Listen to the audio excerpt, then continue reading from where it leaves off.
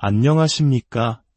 지식과 지혜의 여정에 함께 오신 여러분을 환영합니다. 오늘 우리는 인류의 가장 깊은 고통과 그 유일한 해답에 대한 장엄한 이야기를 나누고자 합니다.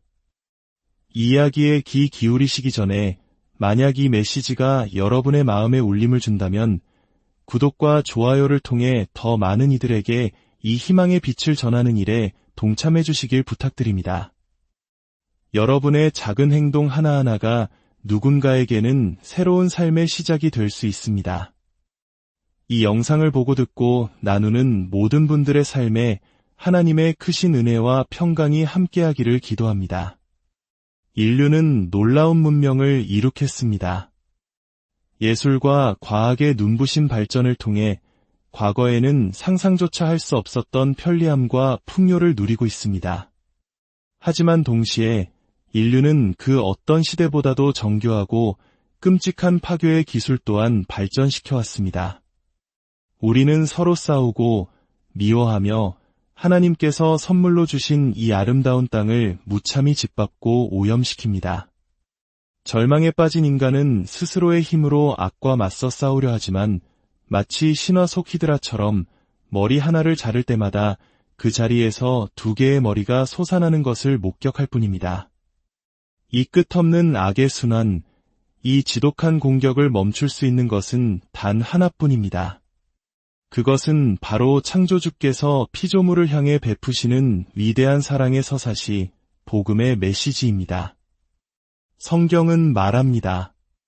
의인은 없나니 단 한 사람도 없다고. 그렇습니다. 우리 모두는 죄인이며 그 죄값으로 인해 영원한 형벌을 피할 수 없는 운명이었습니다. 하지만 그것은 우리를 향한 하나님의 뜻이 아니었습니다. 하나님께서는 우리를 너무나도 사랑하사 독생자 예수 그리스도를 이 땅에 보내셨습니다. 예수님께서는 우리의 모든 죄를 대신 짊어지시고 십자가 위에서 고통스럽게 죽으셨습니다. 그분은 십자가 위에서 두 팔을 활짝 벌리시며 이렇게 약속하셨습니다. 내게로 오는 자는 내가 결코 내쫓지 아니하리라. 이것이 바로 우리 시대 최고의 영혼 구원가 중 한 사람의 심장에서 터져나오는 인류의 마음을 향한 거룩한 외침입니다. 이제 우리는 영화 같은 영상과 깊이 있는 나레이션을 통해 한 평범한 인간을 혁명적인 복음 전도자의 삶으로 이끈 놀라운 원리들을 탐험하게 될 것입니다. 아프리카의 광활한 초원에서부터 땅끝의 가장 먼 곳까지 창조 세계의 장엄한 교양곡과 함께 펼쳐지는 이야기와 가르침 속으로 여러분을 초대합니다. 이 이야기는 잃어버린 자들을 자유케 하고 집 나간 탕자를 아버지의 품으로 인도하시려는 하나님의 애타는 마음을 우리에게 보여줄 것입니다. 세상의 모든 영역이 마치 강가에 내던져진 물고기가 물을 갈망하듯 복음을 애타게 기다리며 신음하고 있습니다. 세상의 필요는 우리 모두의 눈앞에 명백히 드러나 있으며 그것을 일일이 기록하려면 책 한 권으로도 부족할 것입니다. 만약 이 세상의 모든 병폐를 치유할 수 있는 단 한 가지가 있다면 그 목록의 가장 첫 줄에는 단연코 복음이 자리해야 합니다. 하나님께서는 우리 모두를 지으셨고 한 사람 한 사람을 사랑하십니다. 하나님께서는 단 한 영혼도 지옥에 가기를 원치 않으셨습니다. 그분은 그 끔찍한 일이 일어나지 않도록 상상할 수 있는 가장 극단적인 방법까지 동원하셨습니다. 바로 당신의 유일한 아들을 갈보리 언덕에서 우리를 대신해 죽게 하신 것입니다. 성경은 분명히 말합니다.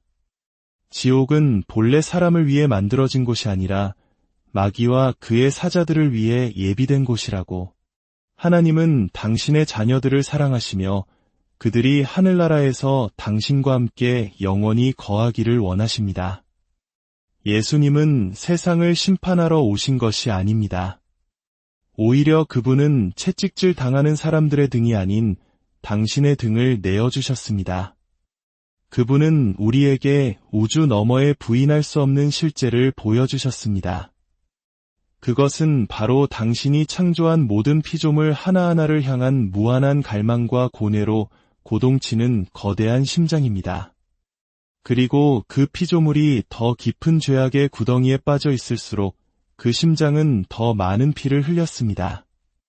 이것이 바로 복음 전도의 진정한 정신입니다. 저는 사람들이 지옥에 갈 것이라는 사실을 압니다.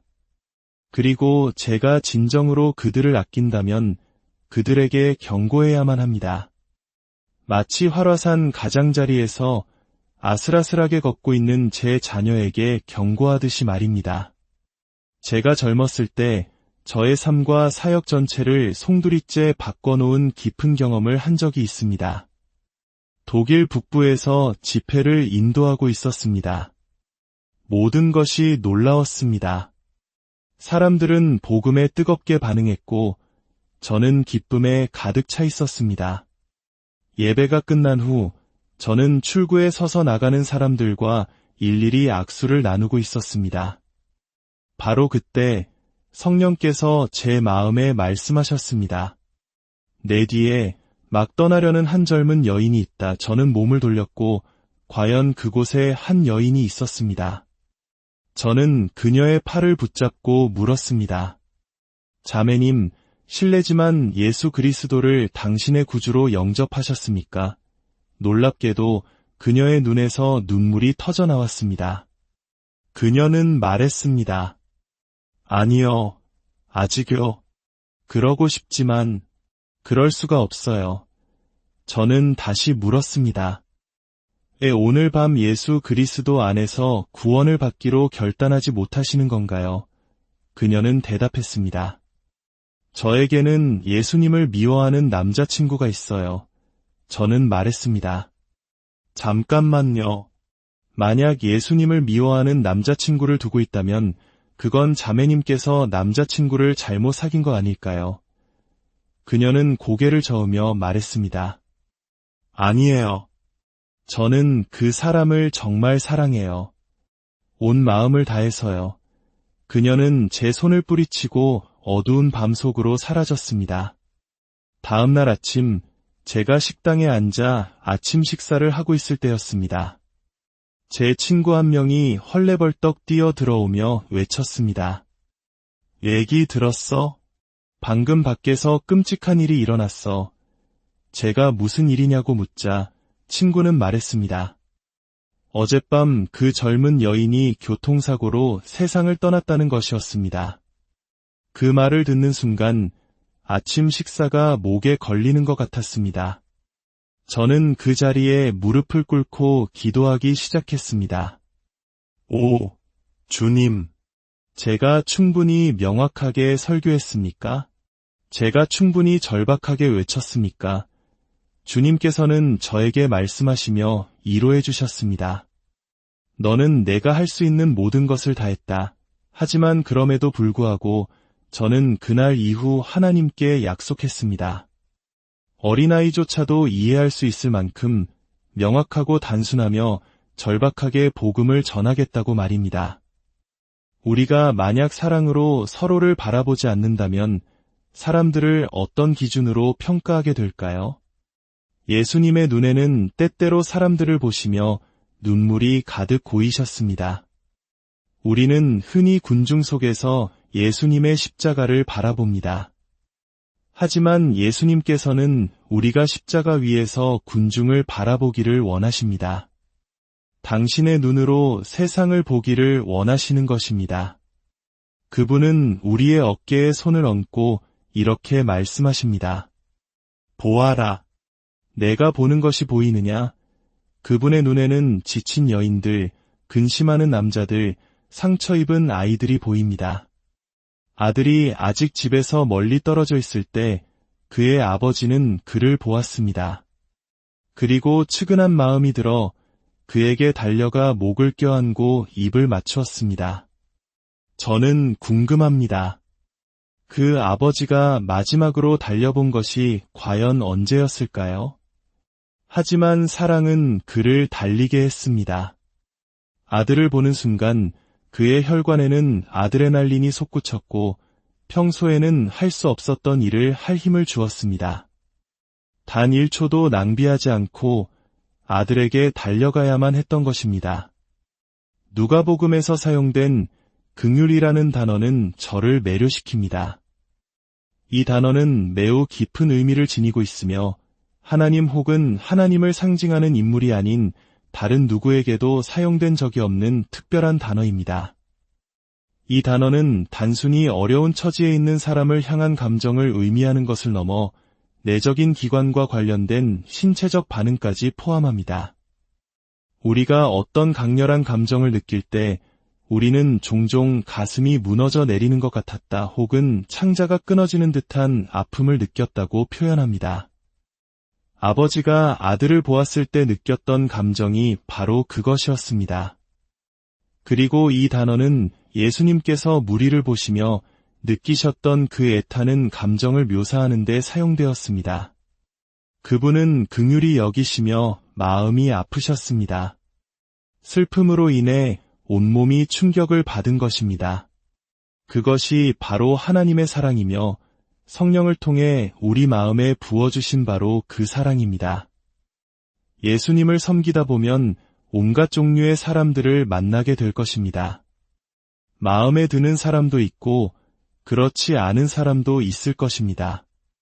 어쩌면 혐오스럽거나 미운 사람도 있을지 모릅니다.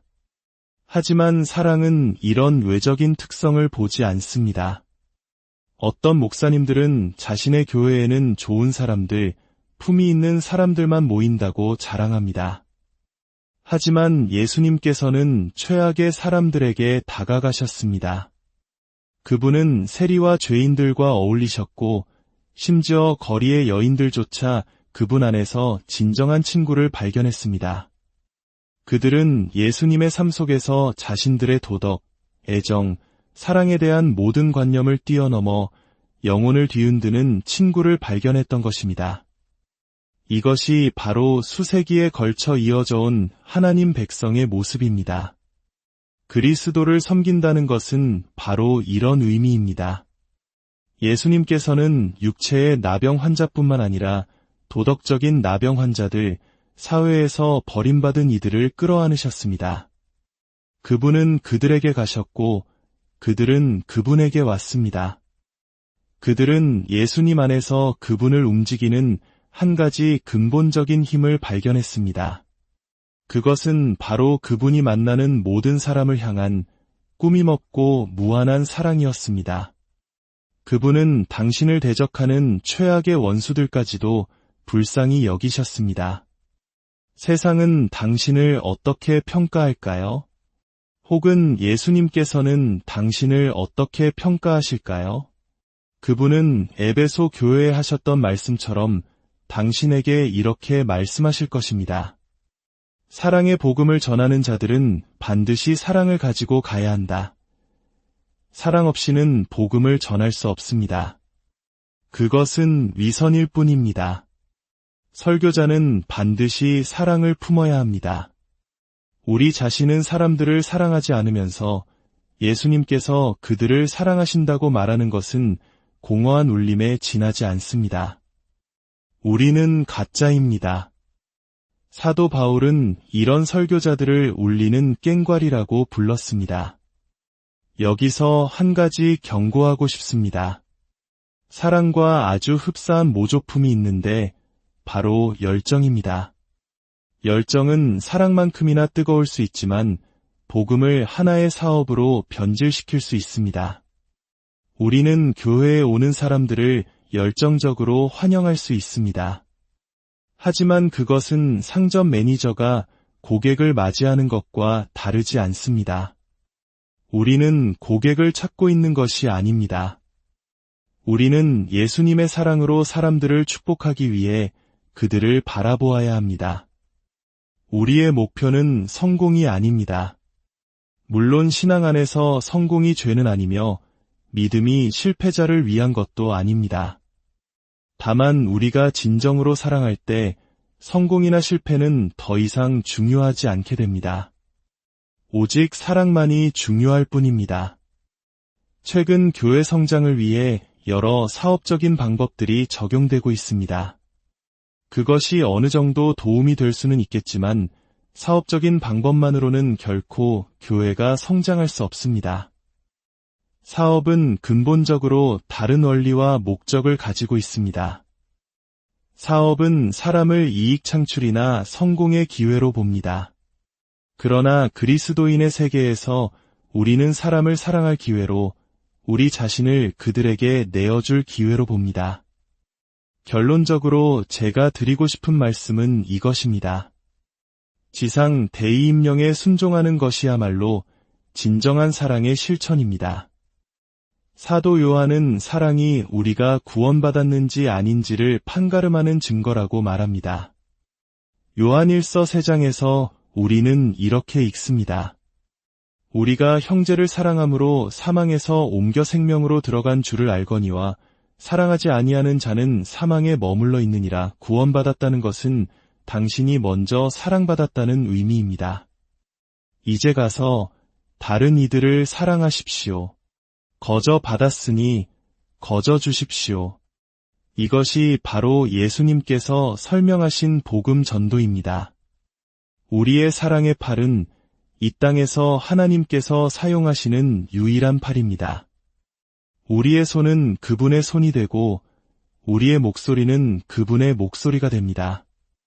우리는 모든 특권 중 가장 위대한 특권, 바로 비교할 수 없는 이 복음의 메시지를 선포할 사명을 받았습니다. 오늘 우리가 함께 나눈 이 하나님의 깊고 넓은 사랑이 여러분의 삶에 가득하기를 축복합니다. 이제 그 사랑을 전하는 통로가 되어 세상으로 나아가십시오. 여러분